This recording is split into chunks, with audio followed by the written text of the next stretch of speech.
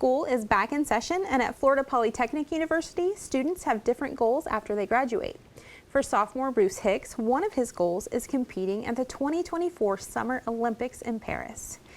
Here with more about this story is Trisha Pichette. Bruce Hicks wants to compete as an Olympic archer in the 2024 Summer Olympics, a dream he has nurtured since childhood. Bruce tells us how his love for archery fueled his desire for Olympic glory. I've always been interested in archery because, you see all those video games, those those shows and those movies, and I was like, that's pretty cool doing archery. I never was really interested in guns, but bows were pretty awesome. And then when I went to high school in Apopka High, my first year there, they started an archery team. And I joined the archery team because I was like, that sounds pretty cool. And then we actually started competing a couple months after we joined. I was part of the competition team, which was only 10 archers at the time. And after that, I got my first bow my second year in high school. And once I got that bow, I just picked it up real quick. I wanted to shoot, and that's all I wanted to do. Competing in the Olympics requires dedication and hard work.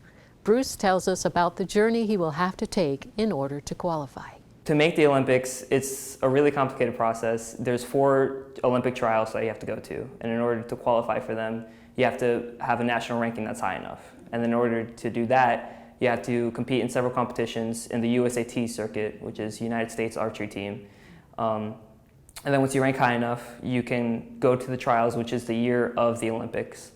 And the first 32 that qualified in the first trials move on to the second one, and then the top 16 moves on, and so on. And you actually don't know if you're going to make the Olympics until the month of, which is like really short notice. But as long as I train, I still have 5 years to go to the 2024 Olympics.